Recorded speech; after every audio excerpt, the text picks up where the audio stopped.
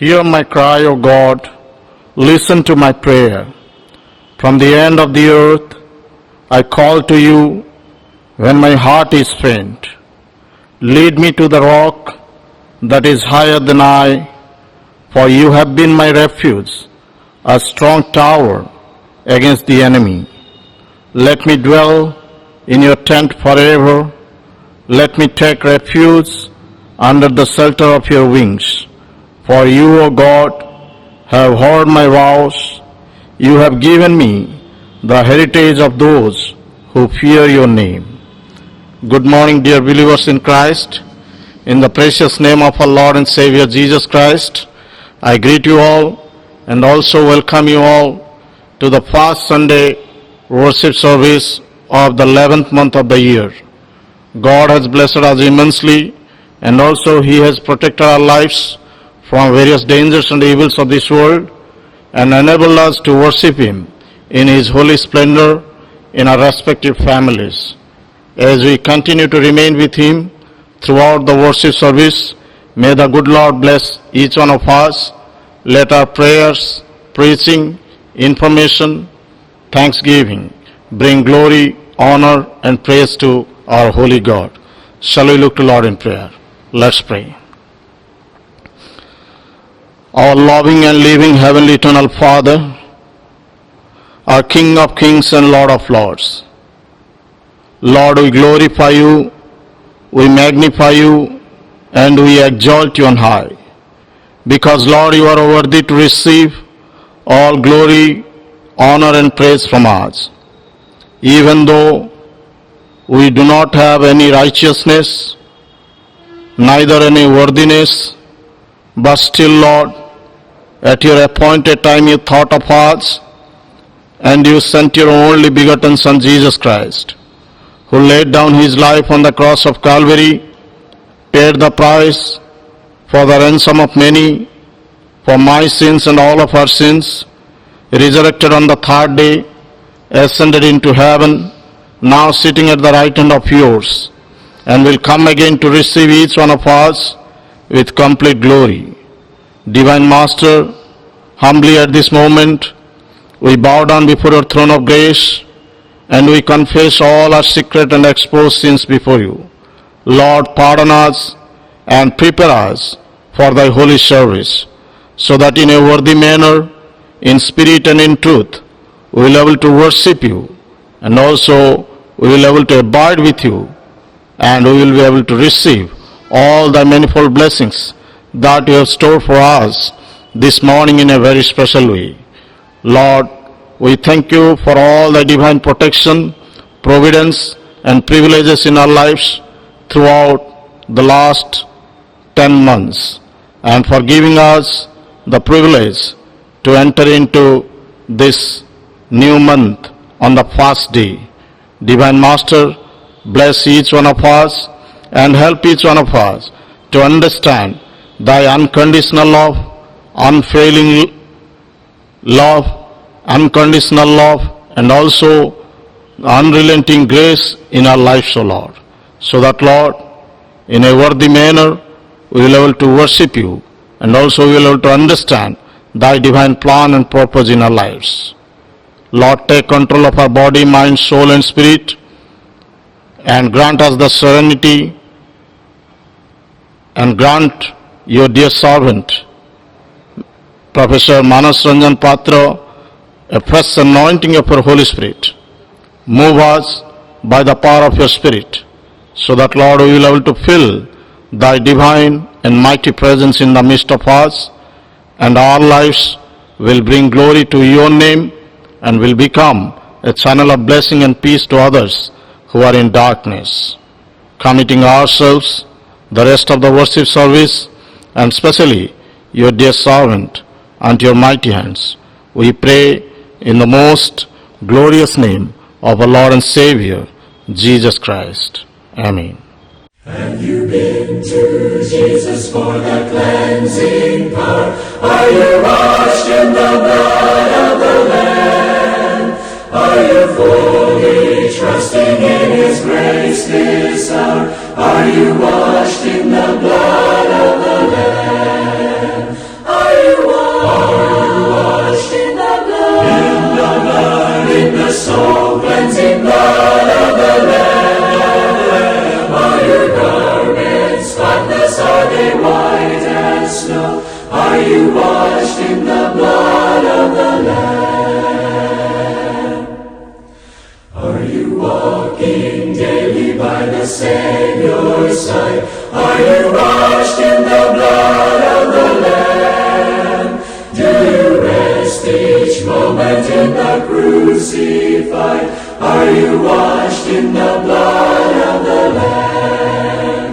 Are you washed in the blood? In the blood, in the soul-cleansing blood of the Lamb. Are your garments spotless? Are they white as snow? Are you washed in the blood of the Lamb? When the bridegroom cometh, will your robes be white, pure and white in the blood of the Lamb? Will your soul be ready for the mansions bright, and be washed in the blood of the Lamb? Are you washed in the blood? In the blood, in the soul-cleansing blood of the Lamb. Are your garments spotless? Are they white as snow? Are you washed in the blood of the Lamb? Lay aside the garments that are stained with sin, and be washed in the blood of the Lamb. There's a fountain flowing for the soul unclean. Oh, be washed in the blood of the Lamb. Are you washed in the blood? In the blood, in the soul-cleansing blood of the Lamb. Are your garments spotless? Are they white as snow? Are you washed in the blood of the Lamb? Today's English service notice of the Oriya Baptist Church, CNI Berhampur, dated 1st November 2020. Blessed is the man who walks not in the counsel of the wicked, nor stands in the way of sinners, nor sits in the seat of scoffers, but his delight is in the law of the Lord, and on his law he meditates day and night. He is like a tree planted by streams of water that yields its fruit in its season, and its leaf does not wither. In all that he does, he prospers. Surely goodness and mercy shall follow me all the days of my life, and I shall dwell in the house of the Lord forever. I, on behalf of the Oriya Baptist Church, CNI Berhampur, welcomes you all to this first Sunday of English devotional service. Today also we are extremely happy and privileged to have in our midst God's humble servant, Professor Dr. Manas Ranjan Patra.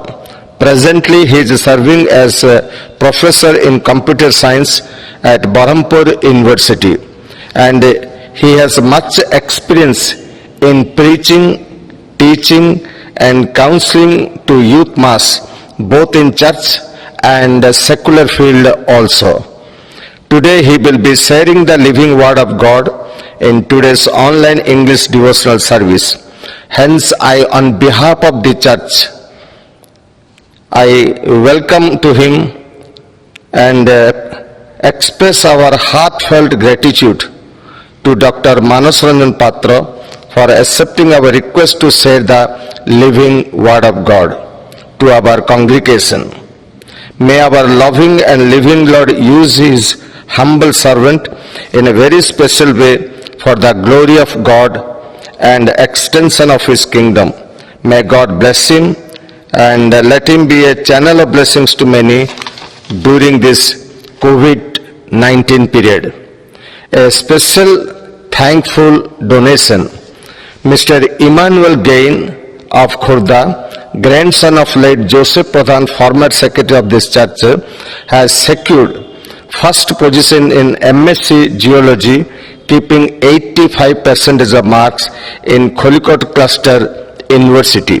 Hence, with a grateful heart, his grandfather, Mr. Timothy Pradhan, has donated a sum of rupees 1,000 for church work and a request to special prayer for Emmanuel Gain for his higher study and future life.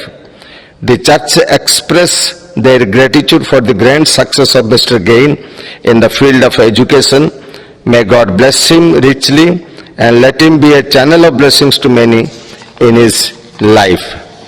Lastly, I will request our presbytery in charge, Reverend Ajay Kumar Patra, to offer a word of prayer for today's speaker, Professor Dr. Manas Ranjan Patra, that God will use him in a very special way, that he will be a channel of blessings to our church, community, and to our motherland India at large.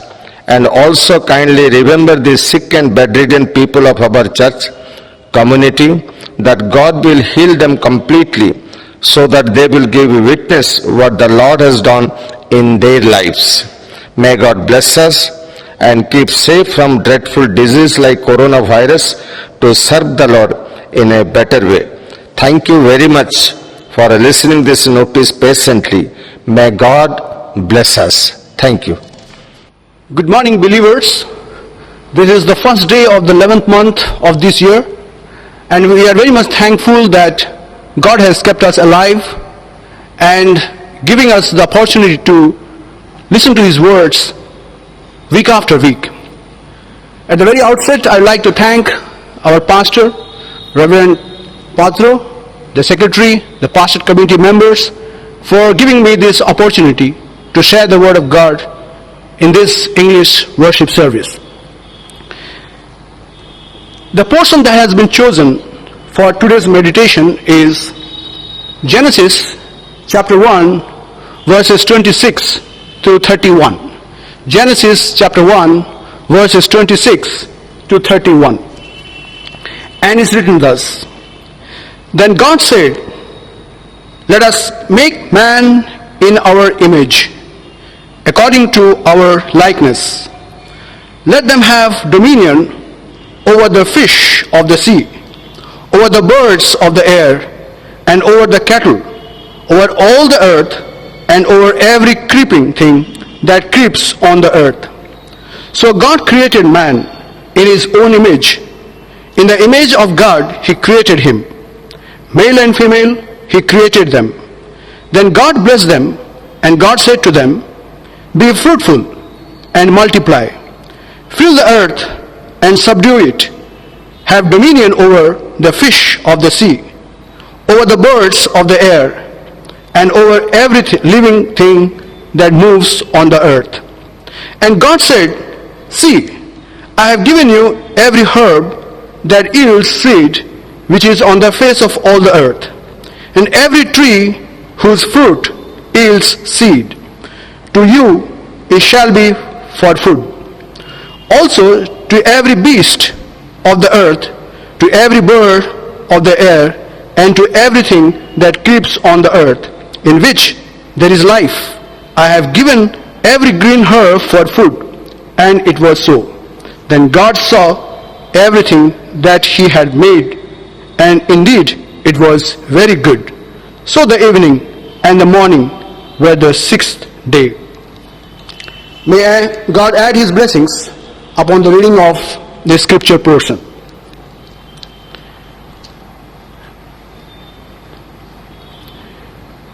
I'm sure that if you are very closely watching the television or any other social media, you might have come across a mega prayer march that took place in Washington DC in US on 26 September 2020, just the last month. We started from the Lincoln Memorial Hall, and it went right up to the steps of the Capitol building in Washington.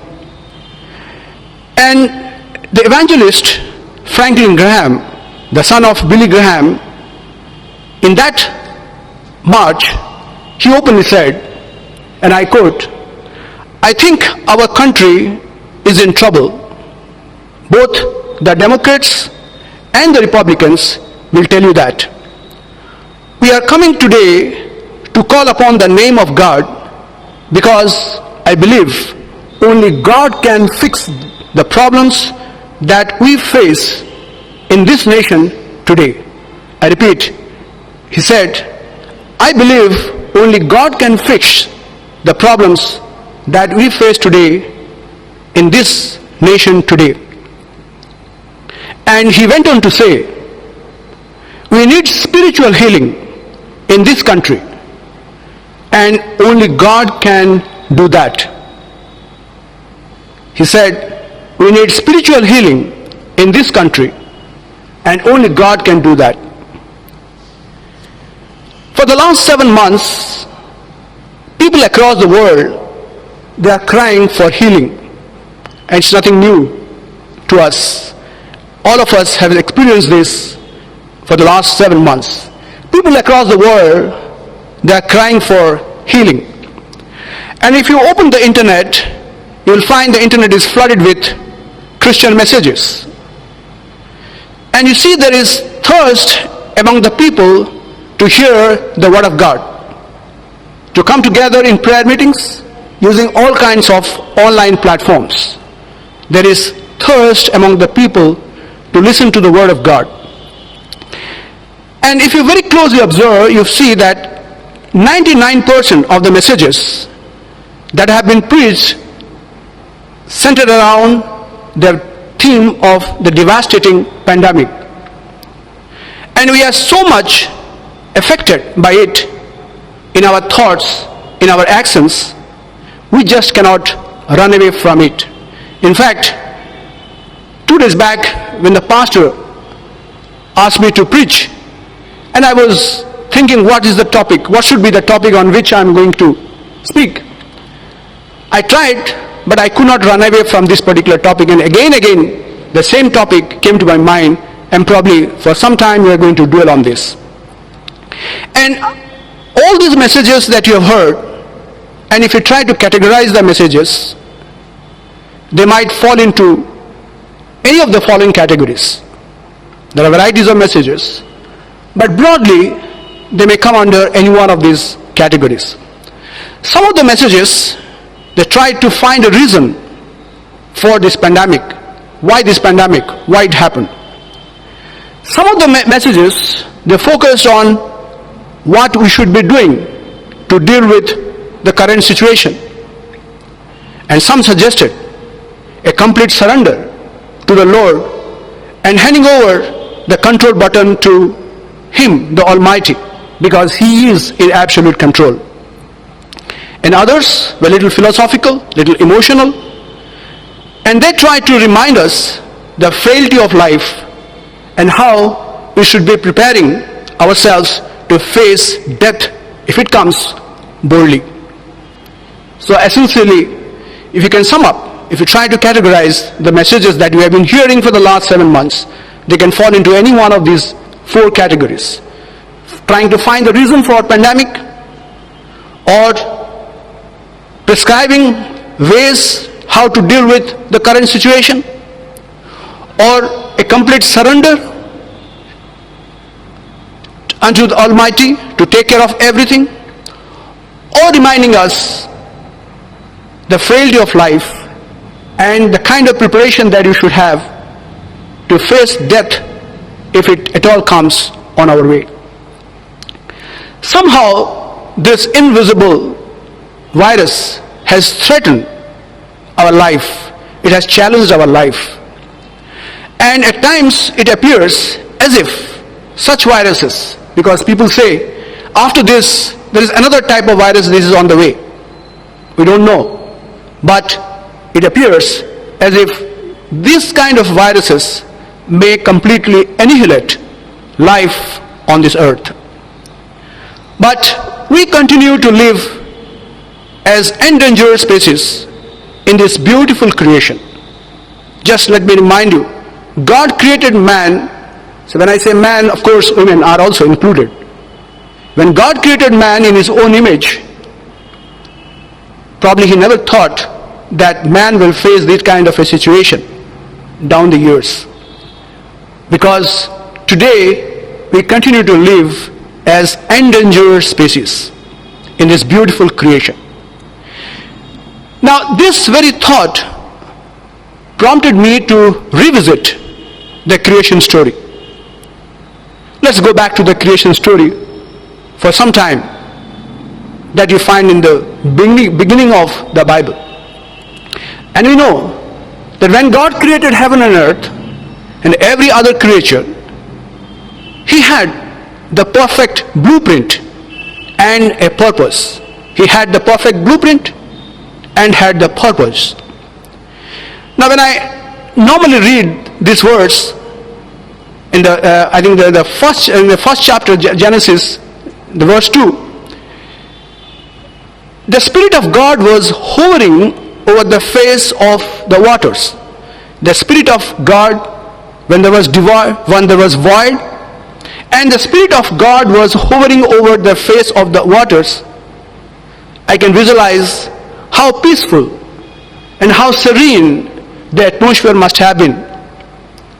Just imagine sitting on the shore of a sea and looking far to the horizon. How peaceful it is. I'm sure that you might have felt that whenever you sit on the seashore and look to the horizon. How peaceful it is. We know how God created everything one after the other. And finally, He created man in His own image, which is supposed to be the greatest creation. He created everything one after the other. And finally He created man in His own image, which is supposed to be the greatest creation. He did not leave man just like that. He made all the provisions for his survival. The herbs, the birds, the fishes as food for man. God wanted man to be self-sufficient by giving everything the man would require right within the Garden of Eden. There were trees, there were fishes, there were birds, also there were river. So God wanted that the man be self-sufficient within the Garden of Eden. Not only that, God said, you will have dominion over the living things on the earth. But one thing He commanded, that man must not eat from the tree of the knowledge of good and evil. And if he eats, he shall surely die. Now when I read these words again, a thought comes to my mind, possibly if on that day if Adam would not have eaten the fruit from this tree of knowledge of good and evil, probably man would have lived for eternal. We don't know. But there was a word of caution that if he eats, he shall surely die. So life began very smoothly in the beautiful Garden of Eden. But a time came when they fell into the trap of Satan. And they committed sin by disobeying the commandment of God. They disobeyed the commandment of God by eating the fruit from the forbidden tree. Now when God asked Adam, where are you? Have you eaten the fruit? We know how Adam responded to that. The man who was supposed to rule over the garden, all the creations that God made, because that is what God said, that you are going to rule over, you will have dominion of everything. But now you find that the same Adam is now trying to hide himself. And instead of answering it directly, Adam tried to justify his conduct through reasoning, using his rational mind. Even he tried to pass the buck on others, Eve and then the snake and so on and so forth. He tried to act smart. Because of this sinful act, they were cursed. And God said, in toil you shall eat. in toil you shall eat. From then on, the distance between God and man began to increase. Do you know what is the most complex artifact in the creation? The most complex artifact in this creation? You can imagine many things, but it is the human mind, the most complex artifact in the creation, the human mind. With the help of this human mind, we have made our life complicated by choice. Because by choice, they disobeyed the commandment of God and ate the fruit of the forbidden tree. Therefore, by choice, they made their life complicated. God could have destroyed them for disobeying His commandments, but He didn't do that. He gave a chance to the rational mind to choose between good and evil. He could have destroyed them then and there, but He didn't do that. He gave a chance to the rational mind to choose between good and evil. And man continued to live on earth and got entrapped between the choice of good and evil even today. At the same time, trying to justify his action by using his rational mind. God's commandments are basically meant to discipline our life. That's what we read in the Old Testament. There is so much of importance that is attached to the commandments of God. And all these commandments are meant to discipline our life in terms of our food habits, in terms of our living standards, in terms of our spiritual and physical health, and societal discipline, and so on and so forth. To sum up, basically, the commandments are meant to discipline our life. Now, the Bible is full of occasions when people did not follow God's commandments and how they ran into difficult times. We have seen this, how the Israelites in their 40 years journey in the wilderness, time and again they ran into difficulties just because they did not follow the commandments of God. And Moses kept on reminding them that you need to follow the commandments, and again they went astray and they did not obey. Now, at the present situation, we are also in a similar kind of situation. We are crying for relief from the present crisis, the crisis of the pandemic. The government cannot do much. Whatever they did, but now sort of they have surrendered. The government cannot do much. And it looks like we are left to ourselves. Now, in the absence of medicines, in the absence of vaccines, we are told that it's our immune system which can only protect us. We are told to boost our immunity by taking different types of vitamins, vitamin B, vitamin C, and vitamin D. What we actually need is not these vitamins, probably. We need to boost our spiritual immunity rather than physical immunity. That's the need of the hour. We need the same set of vitamins, vitamin B, C, and D, to boost our spiritual immunity. Let's see what these vitamins really mean to us in the spiritual sense. Vitamin B, our belief in God, our belief in God, that God can protect us from all dangers and diseases. Do you really believe that? That God can protect us from all dangers and diseases? And that is why you find in Mark chapter 11, verse 24, it says, "Therefore I tell you, whatever you ask for in prayer, and believe that you have received it and it will be yours. If you pray and if you believe that you have received it, it will be yours. So believing is important. And if you read John chapter 12 verse 1, let not your hearts be troubled. Believe in God, believe also in me. So when you are in a troubled situation, this verse comes to us saying, believe in God, believe also in me, again referring to Jesus, so that our heart will not be troubled. And if you see Hebrews chapter 11 verse 6, anyone who wants to come to him must believe that God exists and that he rewards those who sincerely seek him.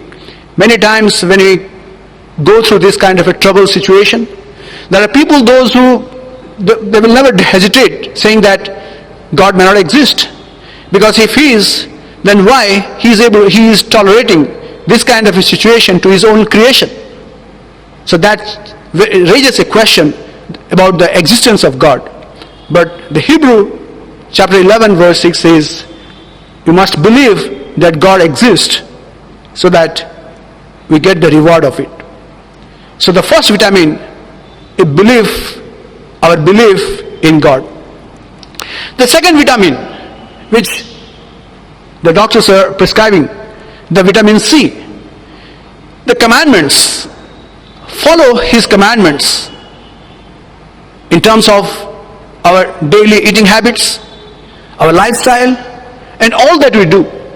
And we know that this virus probably started because of our bad eating habits elsewhere. And there are many other types of diseases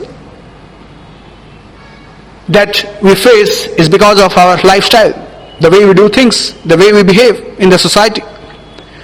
So the commandments, to keep the commandments, is the second vitamin that we need to take. If you read Proverbs chapter 6 verse 23, it's written, for the commandment is a lamp, and the teaching a light, and the reproofs of discipline are the way of life. The commandments are compared to a lamp. The way the lamp shows the way is the commandments which makes us disciplined, and that is what is needed. Similarly, if you read Psalm chapter 119 verse 127, it reads thus, therefore I love your commandments more than gold, even the purest gold. Here the psalmist, out of his experience, out of all the situations that he faced, he went on to say, I love your commandments more than gold, more than even the purest gold. So now we can imagine the level at which the psalmist hold the commandments. The third vitamin, dependence, complete dependence on the Almighty. If we simply run here and there for solutions to our problems, maybe it's a disease, maybe it's some kind of a situation, we can only have a frustrating experience, because nobody can provide the solution to our problems. Therefore, we need to completely depend on the Almighty God. Even when you look at the way Jesus responded to different situations that he faced when he was on earth, what did he do whenever he faced kind of a crisis situation?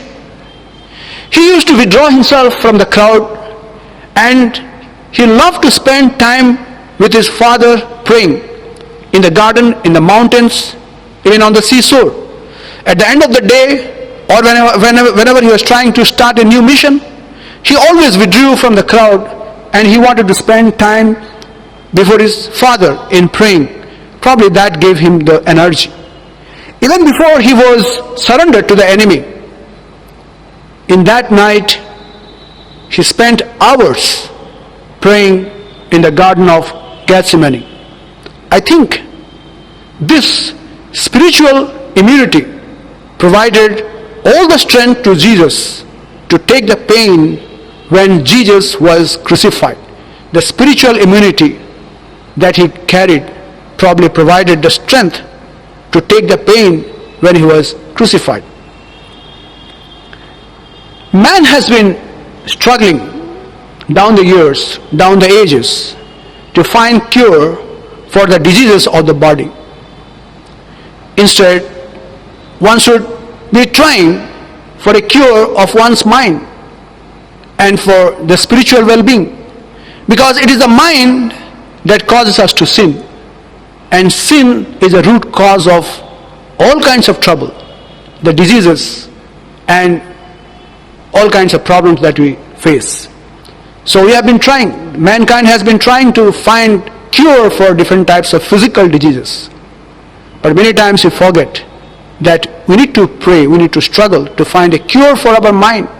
We need to find a cure for our mind and for our spiritual well-being, because it's the mind which causes us to sin.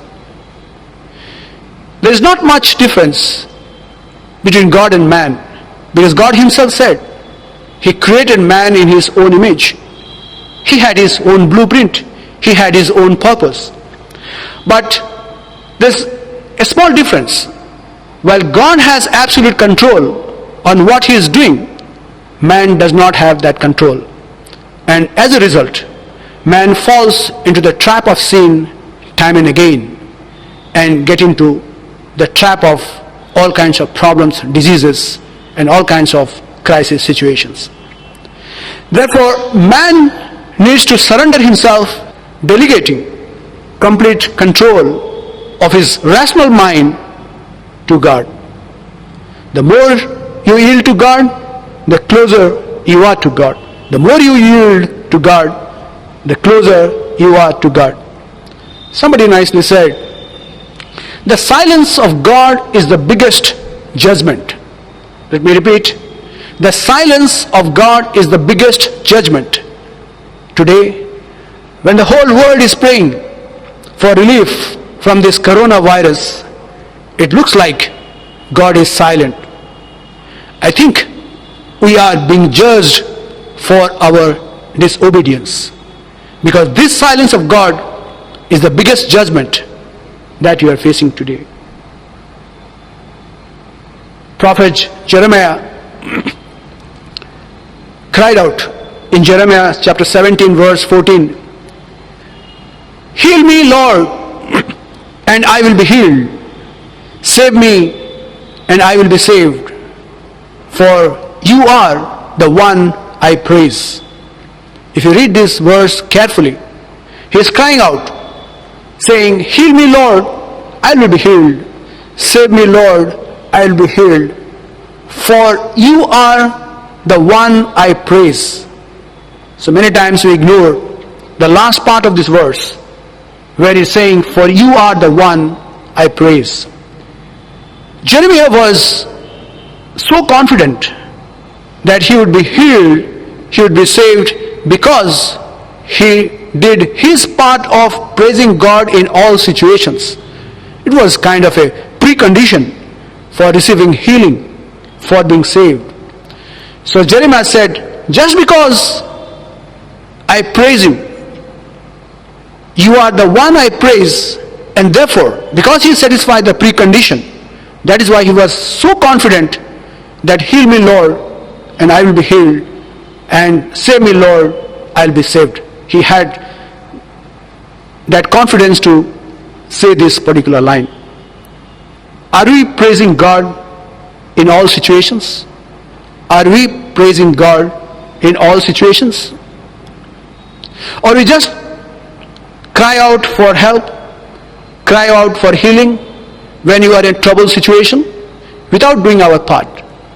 Have we satisfied the precondition of receiving this healing by accepting Jesus Christ as our personal Savior and depending on Him, believing on Him, following the commandments and surrendering our life unto Him and praising Him in all situations?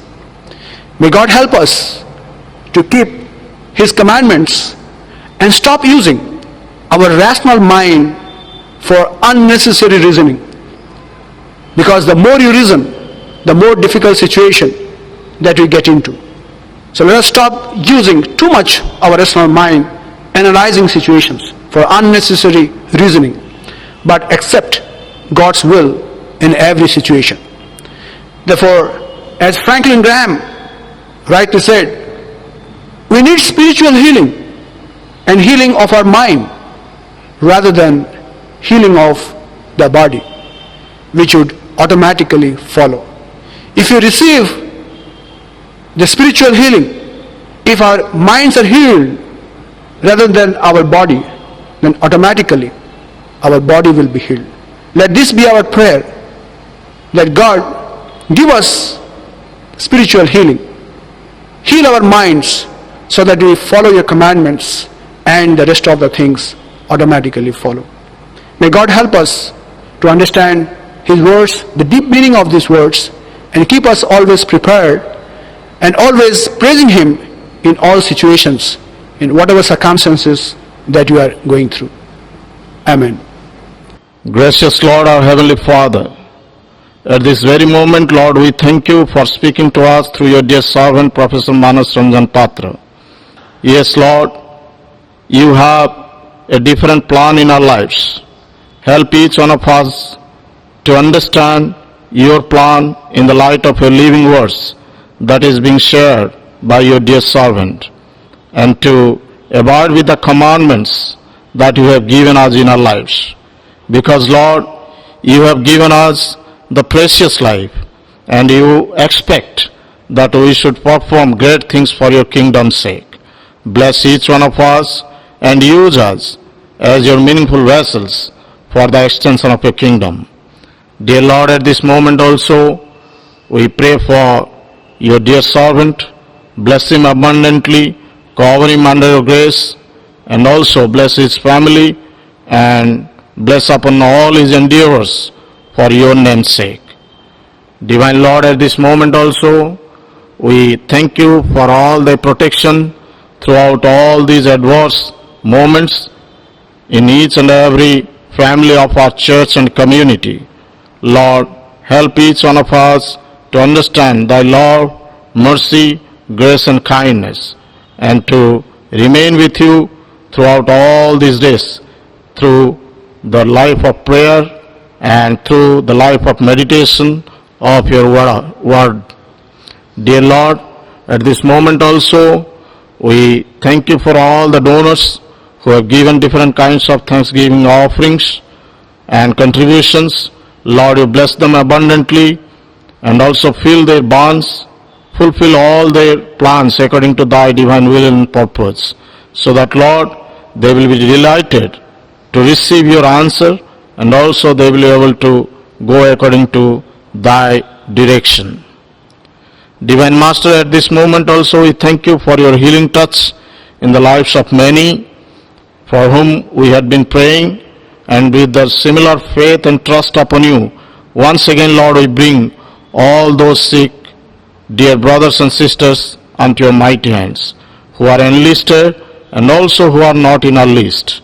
Lord, we pray for Reverend Anishim Naik, Reverend Digambar Naik, Sister Sarojini Panda, Sister Prabha Jachak, Bishop C.H. Prakash and his son, Brother Anand Prakash Shraddha, Brother Chanchal Naik, Brother Dhiren Kumar Maharana, Brother John Benjamin Naik, Sister Namita Das, Sister Surinder Kaur, Sister Imojini Shahu, Sister Mabel Patra, Sister Hiranmay Charles, Brother Paramananda Naik, Sister Mary Patra, Sister Tanuja Chaudhary, Bishop Colin C. Theodore, and Brother Daniel D. Crazy. Lord, there are many during all these days who are suffering from the dreadful infection of COVID-19. Lord, we pray for all these dear brothers and sisters, and also for those who are suffering. Lord, you are a kind-hearted God. Even though we have fallen short from your glory, but you have been so merciful towards us that you have been answering all our prayers. Lord, we pray that if we have committed any sin against you, and if they have fallen short from your glory, Lord, you forgive us and listen to our tender prayer, O Master. Because Lord, you are the chief healer. Healing comes from you, and we have experienced your miracles in the lives of those for whom we had been praying. And we know that you are the living God, yesterday, today, and forever. Your plan is undeniable, and also, Lord, the provision that you have kept for us, you are going to fulfill all those things through our living bodies. Lord, we pray for all these dear brothers and sisters. You look unto them, because, Lord, there are many who are suffering, and suffering from psychological imbalance and physical infirmity. Lord, we pray that you stretch forth your healing hand towards them and heal them completely, so that in the days to come they will be able to magnify your name through their witnesses, and also they will be able to exalt you in their lives. Lord, we thank you for thy divine presence and guidance throughout this worship service, committing ourselves the rest of the day, and especially your dear servant unto your mighty hands. We pray all these prayers in the most exalted name of our Lord and Savior, Jesus Christ. Amen. Now may the grace of Lord Jesus Christ, the love of God, and the sweet communion of Holy Spirit rest and abide with us all, for now and forevermore. Amen.